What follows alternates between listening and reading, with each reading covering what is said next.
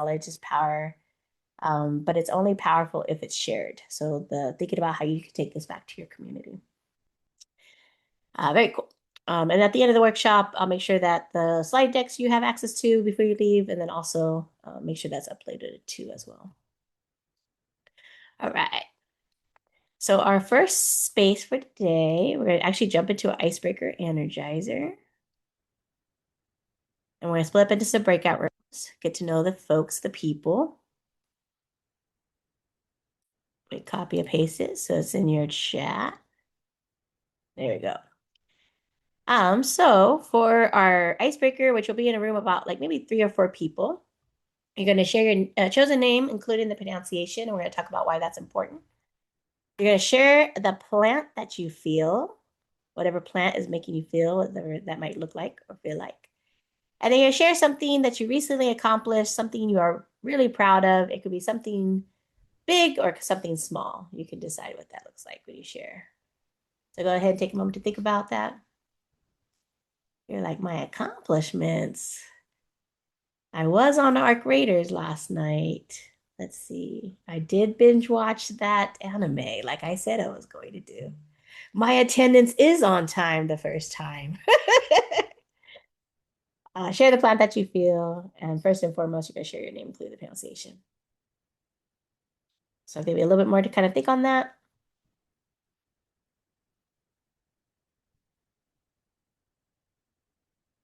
And again, you'll be in a breakout room, about 3, 4 people.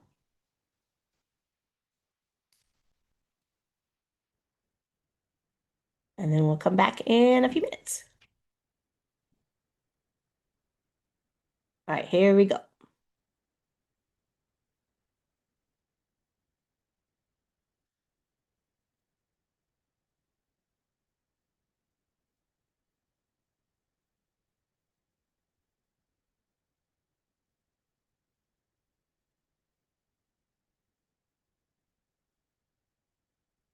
Nice, nice. Okay, I'm going to jump into one of the breakout rooms. I'll be back.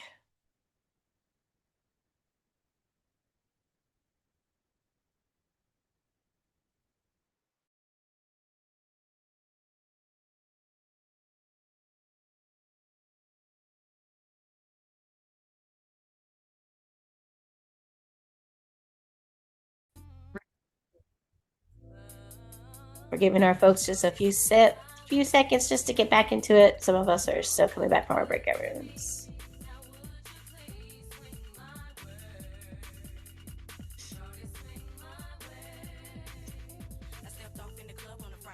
And we're going to get ready to give a shout out to somebody, something interesting you learned about one of the folks in your breakout room. So if you have a moment and you're like, oh yeah, this made me laugh, this made me think about them, probably insight, or we had like a connection, or something about our room, maybe there was common themes.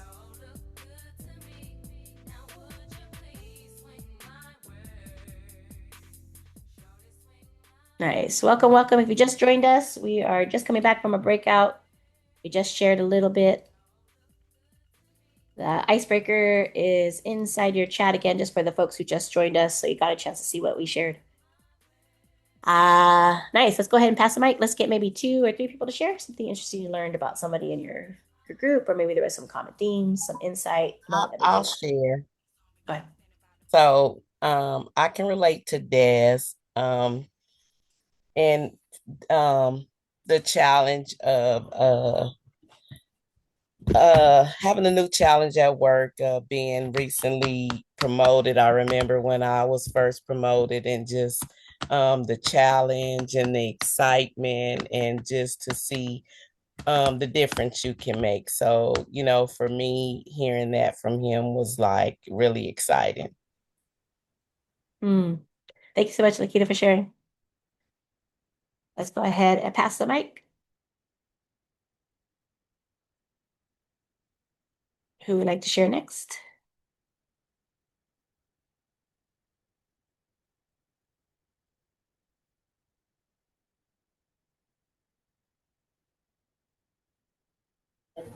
I can share something that our breakout room, I guess, had in common was that we weren't able to, I guess, call out a plant because we didn't know the plant names, and like some of us agreed that we're not good at taking care of plants. So I found that kind of funny and relatable. Back, same. My abuelita has a lot of plants, and like she does a lot of herbal remedies. She made like a yellow one plant for tea. She tried to give it to me and it didn't last like 3, 4 times. So she took it away. She's like, when you want to, you come to my garden. Yeah, I feel that. Thank you, Isabel, for sharing on behalf of your group. Nice celebrations. And let's get one last person to share something interesting you learned, common themes, a moment that made you laugh.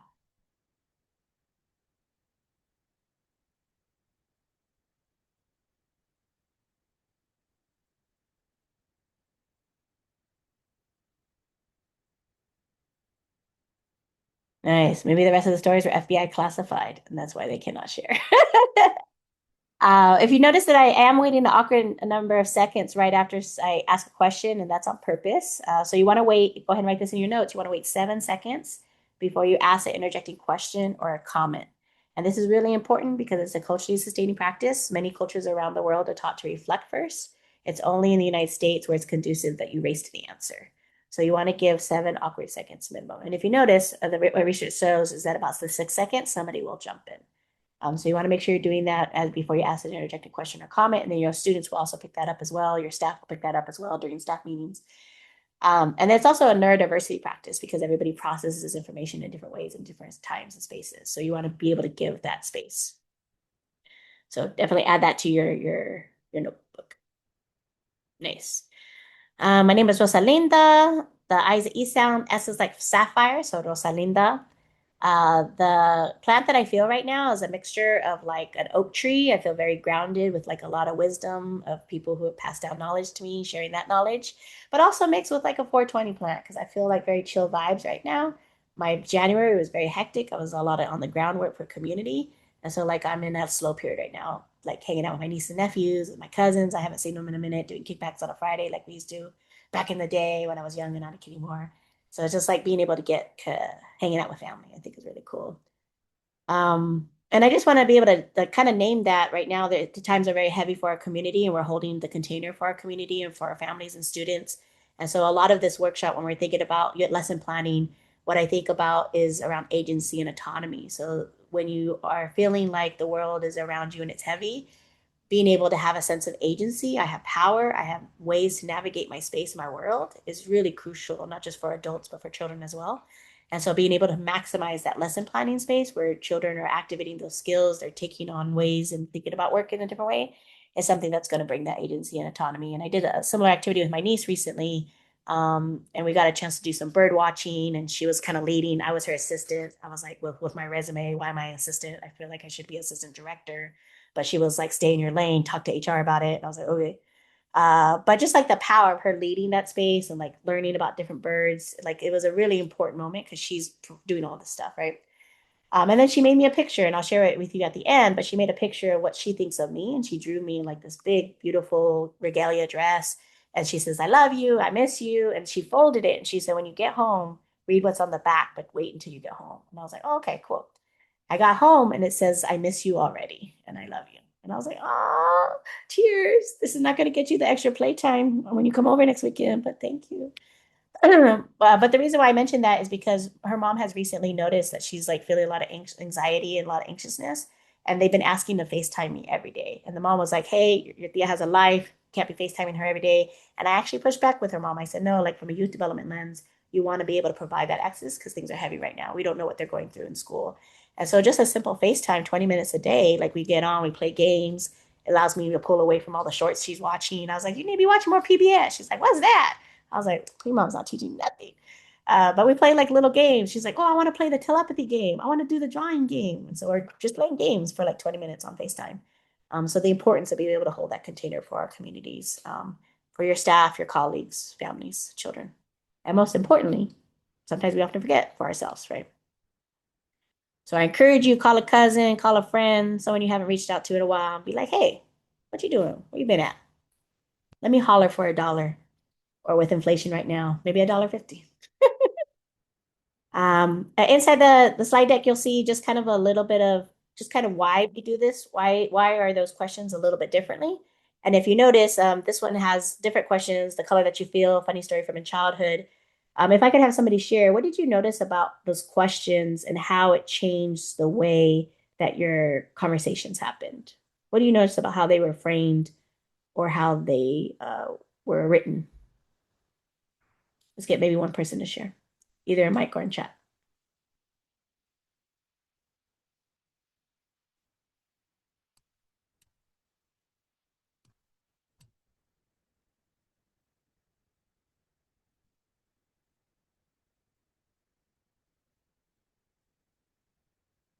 What are some of those questions different? Like, share the color you feel.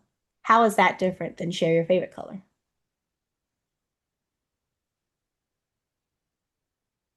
How does it change the conversation? Go I ahead, Isabel. I think like sharing the color you feel gets you more like thinking in depth with it, and then just sharing the color is just like a single worded answer, pretty much. Yeah, I'm like, oh, my favorite color is red, and then I look back at teacher, like, what next, right? But the share your color feel allows for more of that depth. And now you have a sixth grader who's giving you a 2 minute dissertation about how they feel, why they feel their money, like why they feel green because their money's up right now, but it's about to be down because it's coming, their cousin's coming through this weekend. And now you have the bigger, grander answer versus when you ask some sixth graders how you feel, what do you get? Good, fine, all right, right? So that allows for more depth. And in that 2 minutes, what did you learn about that sixth grader when they said that they feel green because their money's up, but this weekend their money's about to be down because there's cousins coming through? So, what did you learn about that sixth grader in less than 2 minutes?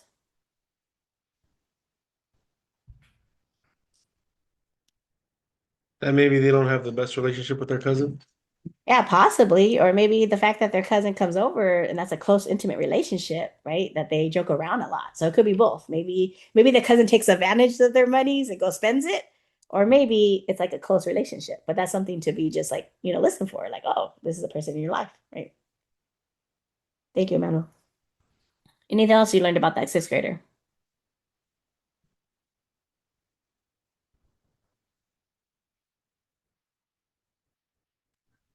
I would say you learn that they are having like a family member over the weekend. So when you see them after the weekend, that's something you can circle back with and like ask how it went or ask what they did or how did they have fun.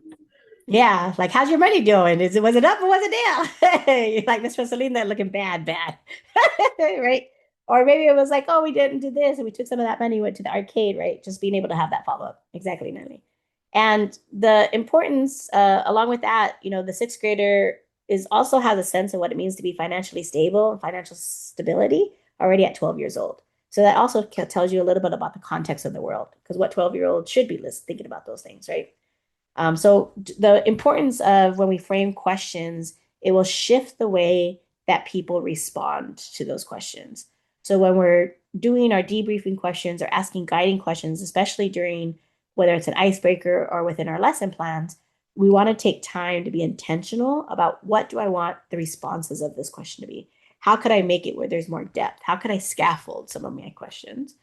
Because that in itself will change behavior. And a lot of my research, my background is in social psychology, along a few other things. What you'll see is that the way you frame a question will start to change the way people feel in the space, the way they feel connected in the space, and how they start answering. So that affects behavior a lot more than when sometimes we default as an educator looking at the student. So there's something to kind of note. All right, let's go ahead and jump into our next piece, which is in lesson plans. Any questions or thoughts before we move on from this activity to the next one?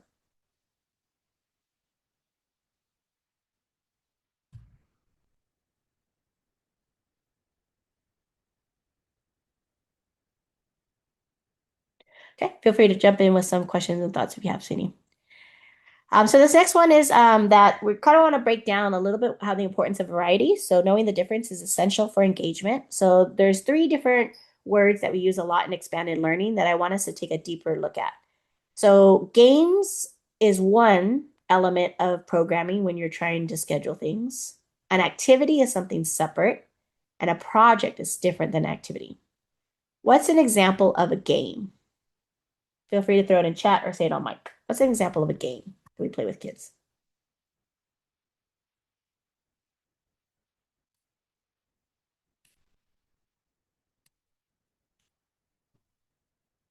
Yeah, tag. Tag is a game. Any other games we play with kids? Heads up, 7 Up. Capture the flag. Yep. Get to know me games. Four corners. Four corners. Captain's coming. Nice. All of those are examples of games. And what is the purpose of games? It's to be able to, you have these kind of structure for how to play it, right? Decisions. But at the end of the day, the focus for a game should be to help kids strengthen strategies. So write that down in your notes. Games should help strengthen strategies. So if I'm playing a game with a group of kids and they start to change the rules, as an educator, should I let that happen?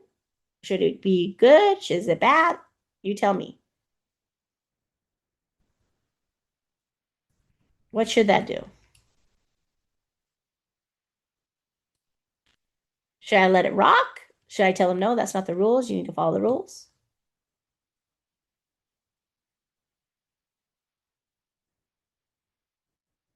What do you think most educators make the mistake doing when kids start to change the rules of a game?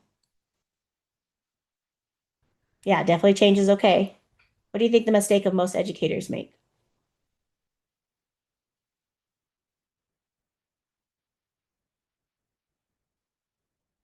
Yeah, Roxana, not letting them change the rules. They get real strict and be like, no.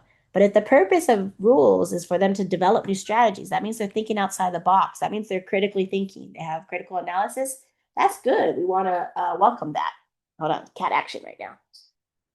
And so being able to say, is that the agreement of the group? I don't know if you've ever played Mancala with kids, but the way I played Mancala, different than the way they play Mancala. And I'm like, whoa, hold on. So in my summer camp, we had to talk a little bit about which way are we going to play? We're going to play your way or our way, right? And that just helps kids understand that there's more than one way to play, right? There's more than one answer. It's not right, it's not wrong. There's usually a third piece, right? It's not left or it's not right. So being able just to name that, there's different ways to play and it helps strengthen strategy. So the goal for games is like you want the community to agree. So if the community agrees to add these parts to the rules, great. And as long as the new rule doesn't overstep power, right? So if I say we're going to create a new rule and anybody who's under, let's say, 5 feet has to move this far back, well, that rule unbalances power, right? That takes over a position of power. So that rule can't happen because we're leaking about the power in the group, the power structures. But if the community agrees on rules that doesn't dip power in that way, then who am I to say that this is not a new way to play, right? Go ahead, as long as the community agrees with it. So it develops strategy. The next one we have is activity, and these are things that are happening in sequences, so that way there's some learning being achieved. And it's a step-guided process. A project is a kind of a bigger piece. So a project has multiple activities strung together that are a common theme and they move towards a culminating event. And this is so that way you could have a visual or like a show of your master of learning. You can learn all those skills. And what I find in most expanded learnings, because of the way we're taught through the institution of education, sometimes what we think is an activity is not an activity, it's actually a task.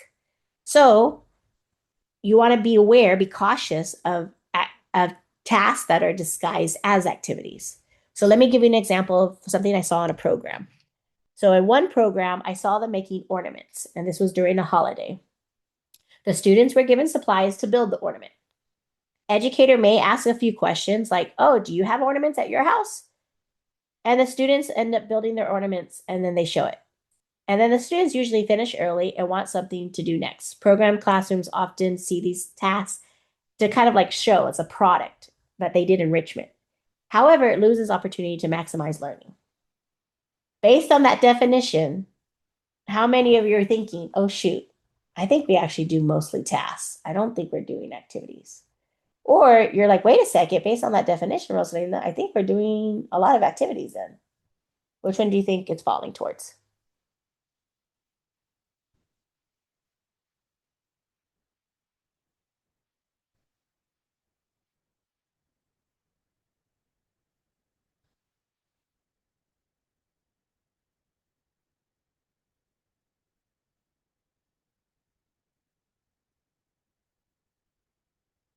You're like, dang, Rosalinda, I'm not quite sure.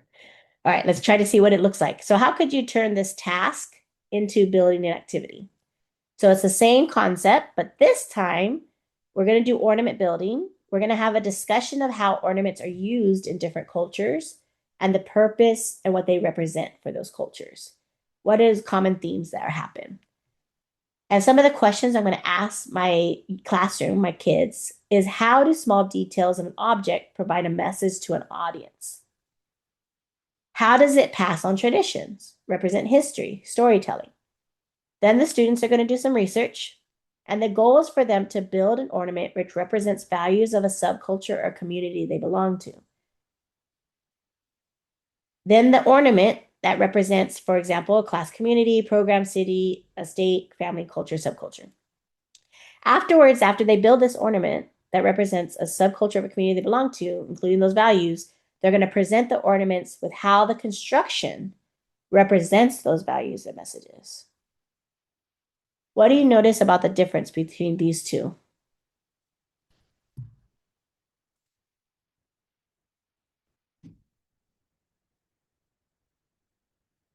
Let's get two people to share, either on chat or on mic. What do you notice about the difference?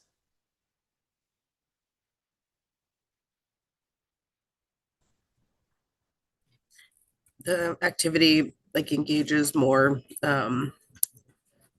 aspects of the concept. I would say it's not just following steps and completing a checklist. It's saying like it's inviting kids to pull from their own experiences and the research they do. Yeah, so it brings in their own experiences, their own culture, there's more depth. And if you notice the task on the left, it's very much industrial revolution, how education was built, right? Follow the steps, factory line workers, right? Versus we want them to kind of think more critically. Yeah, they have a discussion. Exactly. They're able to talk a little bit more. Anything else that you notice? Let's get one more. What's the difference between how these two are built?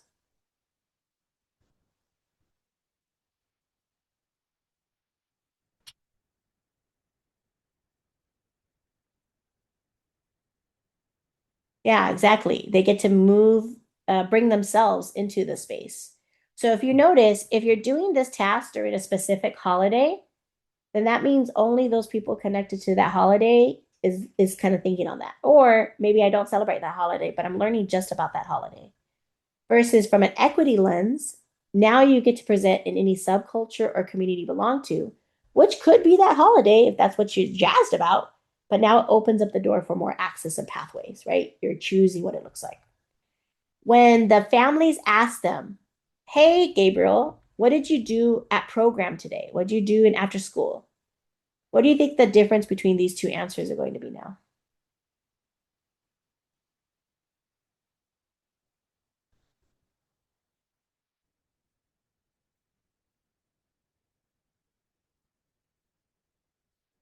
Yeah, I learned versus I did. Exactly. No worries. Thank you, Stephanie. Yeah, so you might get something like, oh, what'd you do in after school? Oh, we built an ornament, and then like that's it. Versus we learned about different ways. Did you know, parent, caretaker, adult in my life, that ABC is built in this way, and that's why people do it this way? Or I built this and we did this, and did you know? And did you know? Like all more of this discussion because they had more action and agency and autonomy in that process, right? And then a project we're going to learn a little bit is like building those pieces together, multiple activities towards a central theme, towards a central process. Any thoughts or questions about the differences between game activity project and the difference between what a task looks like versus how you can change it and make it into an activity?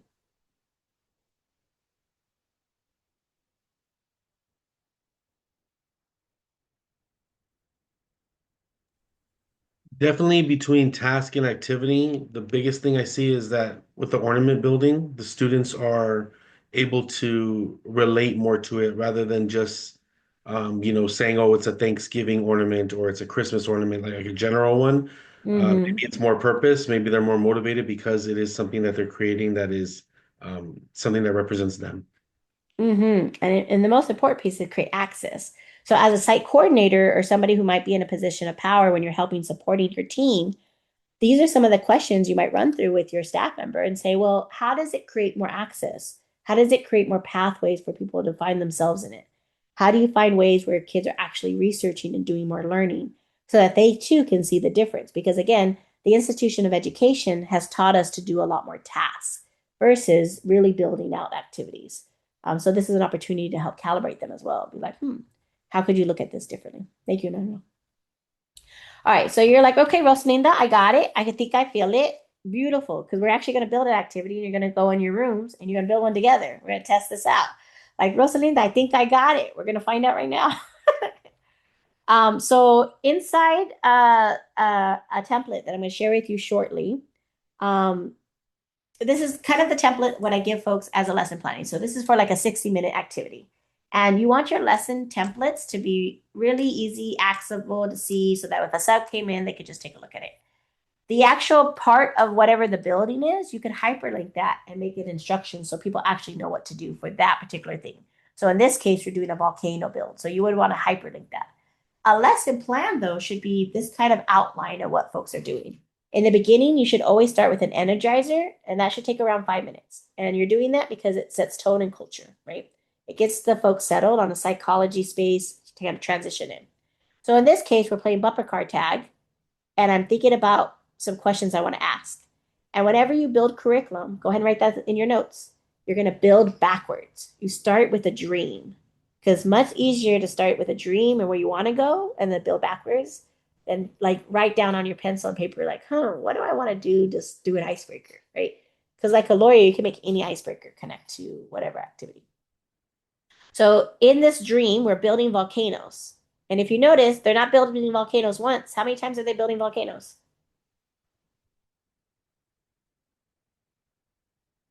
2 to 3 times. Yeah, there are lots of times. Isn't that exciting when you're a kid? You want to see it blow it up multiple times. So yeah, that's encouraged. That's what we want you to do. But the reason why we're doing it is because of what?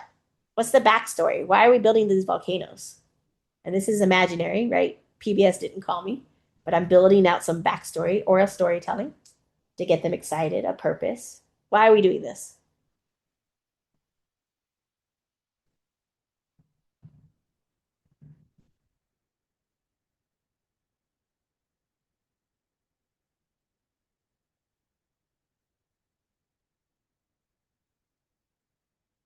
What does PBS want us to do?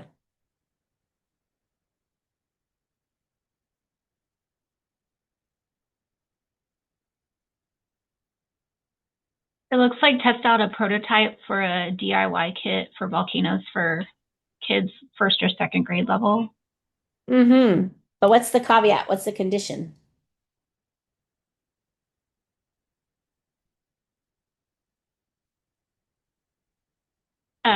It's without a measurement tool. Yeah, because little kids are still working on their measurements. So how do you bring calculated success without measurement tools? And what makes a volcano cool? They're looking at, it's a STEM activity, height and length, right? So the height and time lapse, explosion and length. So these are some of the conditions I'm giving them, but then there's that freedom to decide, well, what are you measuring? How are you looking at those things? And they have to use the innovation table to try to figure out how they would do this. And I did this project with a group of kids, second to eighth grade. It was like a kind of Montessori style mixed age group. And I watched a second grader run to go get a water bottle and was like, well, could we use this water bottle to measure? And then one of the seventh graders looked up online how to convert ounces to a cup. And then like how much are they going to be pouring? And they were writing it down, doing conversions. So like telling kids you could use a water bottle, you could this. And then they're like blowing it up multiple times and trying to figure out why didn't it blow up? Or why did it only blow up a little bit? Or how much baking soda did you add? Does that make a difference? This is what they're doing, right? And what did I do to access prior knowledge? I asked them what are some experience they have opening kits before. Legos, Minecraft, what was cool about it? What was it defective or didn't work properly? And the reason why I want them to think about this is because if you're building a kit, I want you to think about how can you make it successful? That any kid who opens this kit from PBS, they're going to have lots of success. So they started thinking about that, like, oh, does everybody have access to a water bottle? Would they get something similar? And then one of the third graders was like, well, what if we give them suggestions? Like they could do water bottle, they could do this. That way it gives people different things they could use, right? Something similar. And then the sixth grader was like, oh, that's a good idea. Then they wrote that down, right? and then they were trying to blow up the volcano. The reason why we did bumper car tag, if you ever played it, it's kind of like a tag game, is like bumper car tag is moving quickly. So I want them to start thinking about, well, what is it like to have moving parts? How is it helpful when teammates give you direction? Because they're going to be doing an activity that does have a lot of multiple things happening. And I don't want them to feel like they're getting distracted or overwhelmed. I want them to think about how to do things simultaneously. They're going to be working in a group. So your work group is going to give you feedback. What does it mean to get feedback? How do you receive feedback? So that's kind of prepping them for it. And these are some notes that are happening. And then we put the items back where there's some music to transition. And then I'm going to do a debrief, which is really important. And this is how kids get to remember when you ask kids, what did you learn in school today? And they're like, nothing, or they learned recess or lunchtime, is because of how you ask those debrief questions. So the skills, I might ask a question and say, well, what are some pluses and deltas? What did you like about today's activity? What would you change? That's because I want my kids to give me feedback about how these activities are landing. Do I stand up there in front and run it? No, I would want to choose one of my students, right, depending on the age, to be able to go ahead and up front and write these down for the community, not for me. So I'm trying to decenter myself. The skills, science is both detailed and messy. Describe some examples from today which you saw or heard that happened. In what ways were your fellow researchers helpful? What skills did you use to get through it? Those are some questions I'm asking. Application to life question. Think of a time at home or with friends where you were met with a challenge. You're passing a level on a video game, or you're trying to decide what outfit to wear. How did today's activity help you prepare for future challenges? So this is their processing in the future question. And they might be like, well, for me, it was really helpful to write down stuff so I didn't forget. And I'm thinking that actually might help me during homework. I should write notes better during class because I feel like that helped me. I mean, like, that's a great thought, Annabella. I like it. I like where we're going on that, right? So kind of thinking about how to help support these. Any thoughts, questions, or reflections about this lesson planning and kind of breaking it up into parts? Because we're going to get ready to go build a lesson plan.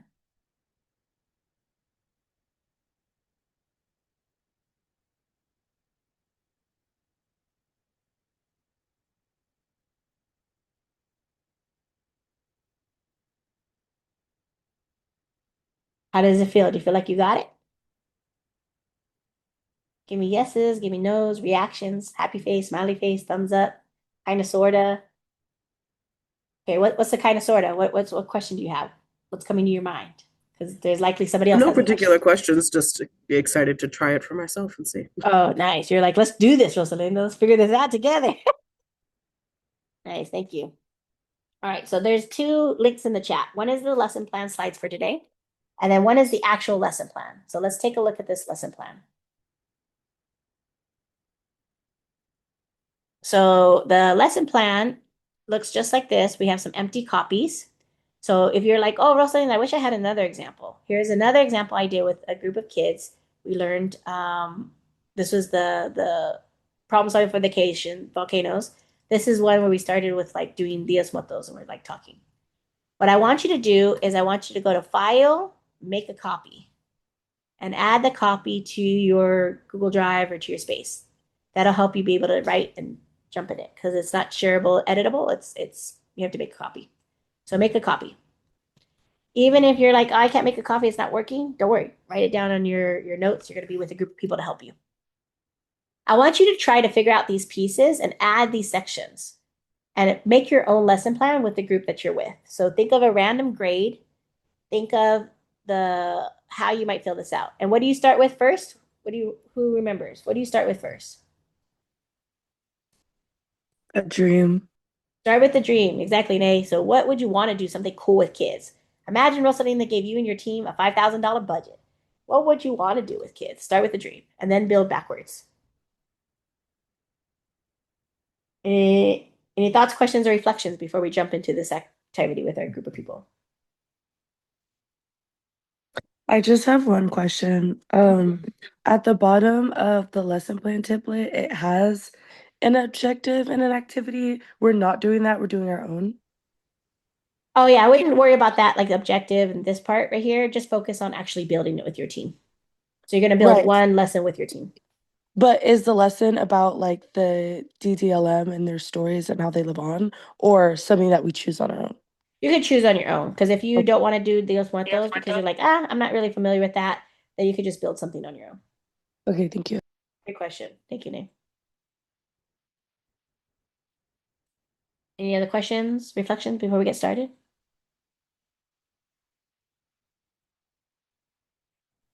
Is the activity, is that where you would put what the dream is? Yes, exactly, Stephanie. That's where you're putting the dream. Sorry, I apologize. Our internet keeps going out. We're in an old building. So No worries. Yeah, if you need some support, like what was they saying? If you go to these slides right here, it explains, re-explains it. Great question. Thank you, Stephanie. Nice. All right, I'm going to jump into all your rooms and help you out a bit, but you're going to get started with some friends first. So let's recreate these. These rooms are going to be a little bit bigger this time because I want you kind of thinking with everybody together. Like, how can we build this together? All right, here we go. Ready, set. We'll see you in about maybe 8 minutes.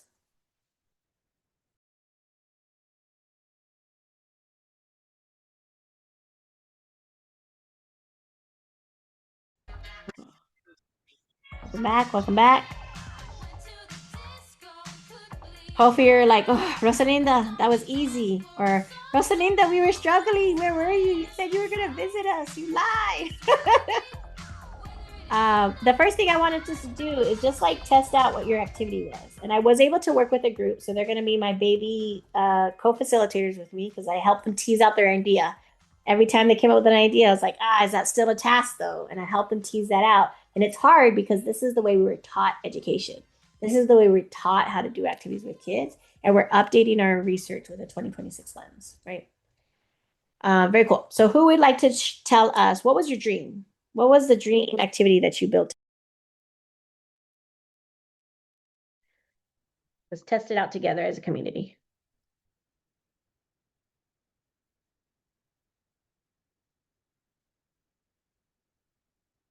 I'm going to have the group that I work with go last.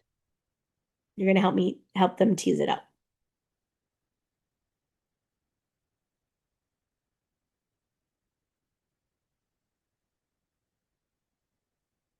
What? Nobody did activity? You just talked about the grade? Talked about weekend plans? What happened? No worry, Natalie. Thank you. Our breakout group ended up going with the Dia de los Muertos template, and we went off of that. So nice. Working backwards on we started with the activity, and we decided, we went with building an altar, honoring a person from the past. On the backstory skill intro, I know Isabel was part of our group. She took the notes. I took some notes, but I didn't take as many as her. We were kind of all just talking. Nice. And when we're building this, thank you, Emma. When we're building this altar, is it a personal altar or is it a community altar?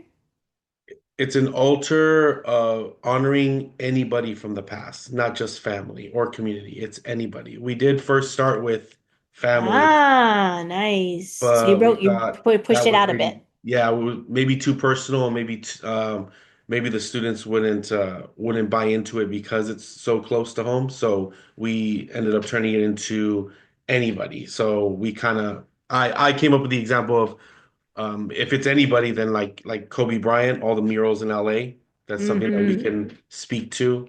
The students might be able, to relate to. Yeah, which is helpful for equity because remember, there's going to be some religions in some aspects of subcultures, religions where they may not be able to do that. But branching it out to honoring somebody, what does it mean to honor somebody's life? That is going to give me an access point. Very cool. I'm going to pause there. I'm excited to hear about your backstory so we could put it on eBay, sell it, and that'll be our retirement plan. But I want to make sure I give everybody a chance to kind of like, okay, I think maybe mine was actually close to what they had too. Thank you, thank you. Celebrations for that group. Very cool. Let's go ahead to the next one. What did you come up with? I can go next. Our group actually came up with a very similar concept of creating and the students creating as a class an altar to represent family, community members, celebrities, or important people in their lives who are no longer with us, with photos or representations, as well as an opportunity to create like tissue paper marigolds and flowers, clay representations of favorite foods of these people and these members of the community. And we sort of connected it to as a oh sorry, is this just I was off for a moment. Is this just about the activity, or should I talk about the just debrief there. or things? Yeah, they're there. Nice. So something that I would add and be mindful of is that even though it's a Dios Muertos activity, you want to be mindful about how you replicate, right? Because then that's where you blur the line between appreciation and appropriation. Remember, even though Disney made the movie Coco, which then made this a global piece, right? And people got excited, started painting skull mules, it's actually an indigenous holiday that's celebrated in specific parts of Mexico. So it is a very connected piece to spirituality. So if we start copying it and be like, oh, let's make marigolds like they did, it loses and that starts to blur the line of appropriation. So you have to be mindful of like, how do we want to do that? And maybe it's not necessarily a marigold. You could definitely talk about that in some cultures, communities, for the Los Matos, they make marigolds because it represents this. For the community altar we're building, what could we use to represent? And maybe for some folks who do celebrate Dios Muertos, they want to do a marigold. But for some folks, they're just thinking about the concept of what it could represent, right? Because that's the true key of like teaching about this Dios Muertos, is that these things that we put to an altar have meaning behind them. So whatever you're building to celebrate the person, what meaning do you want to create, right? And I've had kids where we did something similar, and they did like a little glass painting, like a stained glass, because the person that they were honoring really loved art. And so they wanted to honor that person by doing the art. And that was their contribution. So like that's the key, is like, how do we celebrate people and what do these things meaning versus just replicating it? Because that's a very important holiday for folks. And so we want to make sure that those who do celebrate, we want to honor that that's theirs, even though Disney made Coco like spread it out without permission. It just a fun fact. Disney actually tried to what's it called? Trademark Dios Muertos. Hashtag capitalism for you. So be mindful. Be mindful. Thank you, Natalie. Thank you, group, for sharing on their behalf. Nice. Let's get one last one.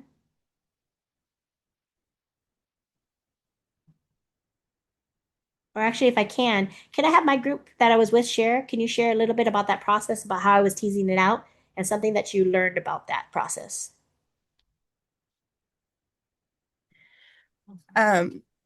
So we started with the concept of the evolution of planes.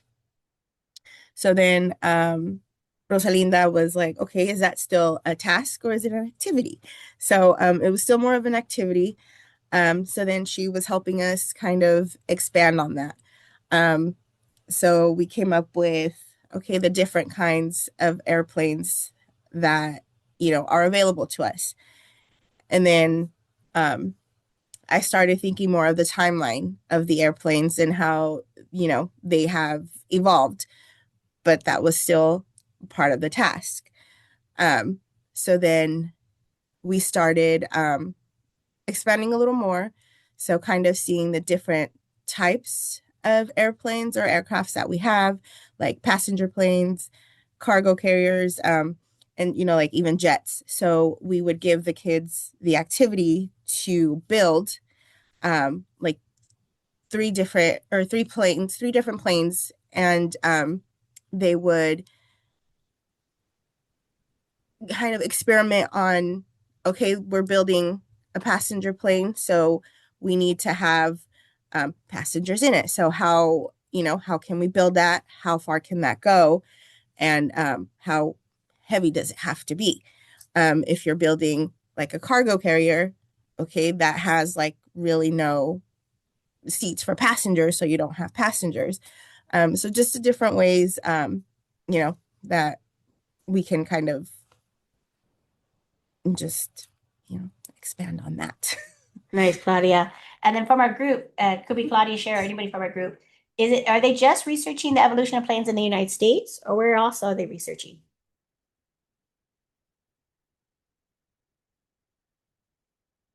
Or community, feel free to jump in. Where should the students be researching the evolution of planes?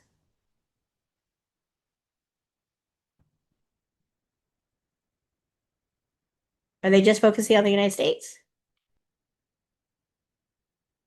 Give me a thumbs up or no.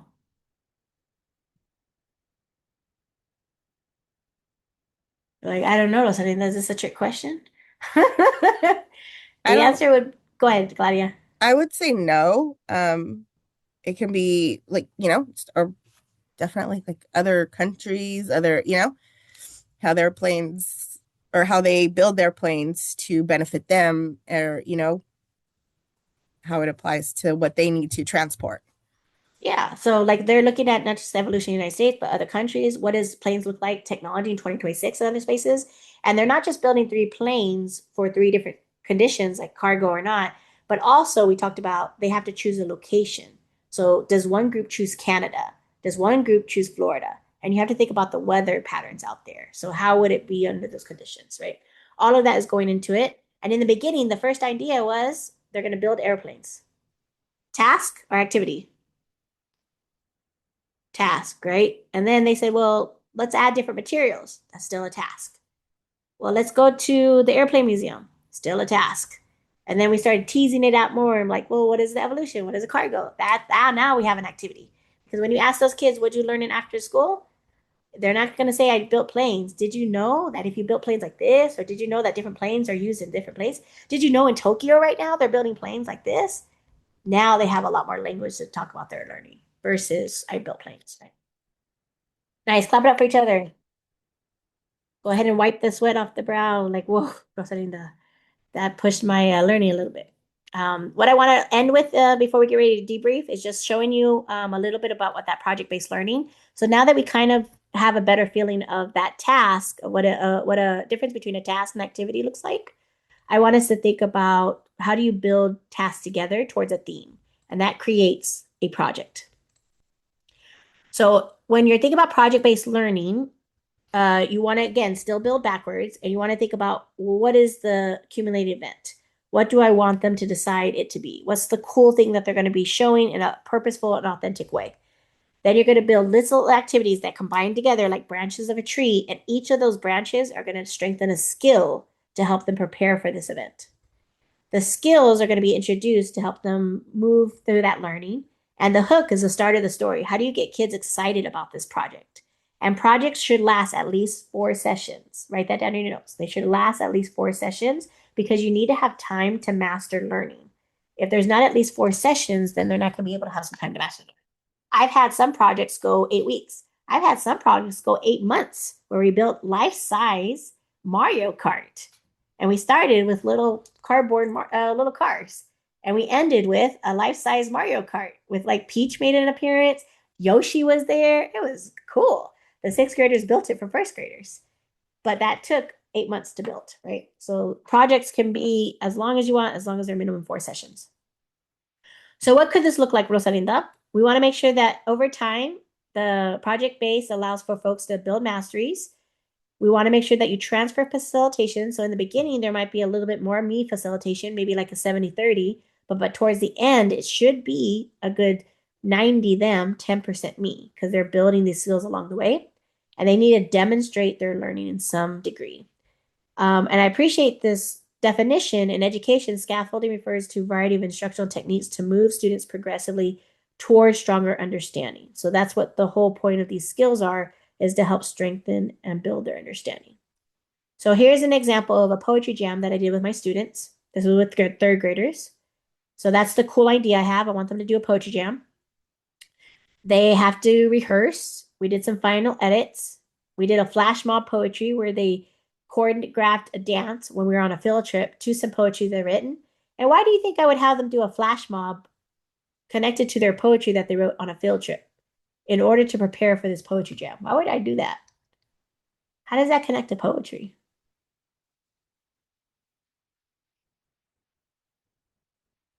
What do you think that's helping them strengthen? What skill?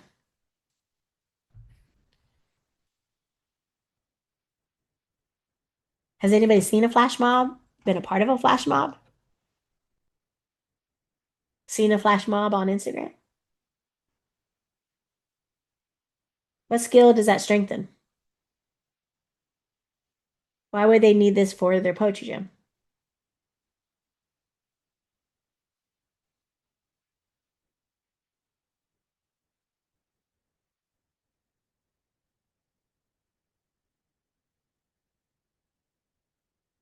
Maybe coordinating or being aware of the people around you, timing. Exactly, Stephanie. The timing, knowing who's around me is performance, right? They're getting their skill of performance ready. And then they did some double back, so they're learning about poetry. They did a battle of the beat to help strengthen their rhythm skills. We learned about metaphors and alliteration, and we learned about rhyme and meter. And how did I hook them in? I told them to choose a song that they really love, and I want them to think about the lyrics and the beat. Why do they love this song? What does it make people feel? What does it make them do? So they're studying a song. Why? Because songs are very related. They're like the cousins of poetry. So I want them to get used to that these things have rhythm. They make you feel a certain way based on the beat. And when you're performing your poetry, you're creating a beat in the rhythm in which you tell your poem. So I want them to kind of start thinking about that. So that was the jam we had. It was really cool. We had like a local hip hop artist come out who emceed the event. We had like little round tables with candles. We worked with the cooking club, and the cooking club catered our event. So that was their accumulating event. And then we had kids on top of the stage with spotlight. And I had one third grader, their whole poem was like 2, 3 words, but they did a lot of work to perform it. And when we did a signing, people asked him about his poem, and he had a whole reason why he did this poem. And his poem was called Belugas. And he was like, baby, belugas, deep blue sea. And then he was like, end scene. And people were like, and when you asked him why, he said he was reading a book about belugas with his sister. And he was thinking about like the time, like, kind of the changing of the waters. And that's why he built that poem. So he had a whole reason why he did this poem, but it was like how he performed it. Amazing. So that's a little bit about project-based learning. And again, feel free to read through the slide deck, ask questions, give you my information before we leave. Feel free to reach out if you're like, "Ooh, I would love to get your ideas for this project that I want to do." But I'll pause here. Let's go ahead and clap it up for each other and all the learning we had today, sharing our knowledge. Can I have 2 people share something that you learned or appreciated from today's workshop? And I'll go ahead and give us maybe like a few seconds of some music to think. Go ahead.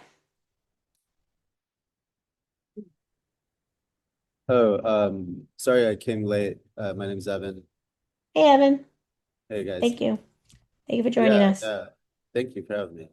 I really like this the project-based learning activity and an example and the way you've broken this down. I've found I love longer projects. And I love the sort of 4 session minimum. I've found that some ELOP programs we work with, they really sometimes can get stuck on the idea of having something finished and really meaningful by the end of each class. And I often have to just bite my tongue. I try to maybe find a way that I might be able to like delicately argue, but and our point of the advantage of something more continuous that is more meaningful and takes a little longer to build on itself. But yeah, really appreciate that. And the way you broke this down with the poetry jam sounds really, really cool. So thank you. Nice. Thank you so much. It is Evan. Thank you, Evan. Let me know if I pronounced that correctly. In chat, Emmanuel said, I appreciate the start with the dream approach to making a meaningful lesson plan. Nice. Thank you. Thank you. I put my information in chat. I also put the slide links in chat as well. And we'll end with Claudia. Claudia said, I enjoyed the teasing aspect of the building activity. You're not just expanding their minds, but yours as well. Nice. Hashtag for our growth. That's the beauty of what an educator can be. That's where I would want my nieces and nephews and little cousins is with an educator who's willing to grow. And that's the goal, right? To be better than yesterday. Thank you, everybody. Clap it up for each other. I'm going to stay for a few minutes if you have any questions. But other than that, enjoy the rest of your workshops, your time for today. Enjoy the rest of the virtual symposium. Thank you.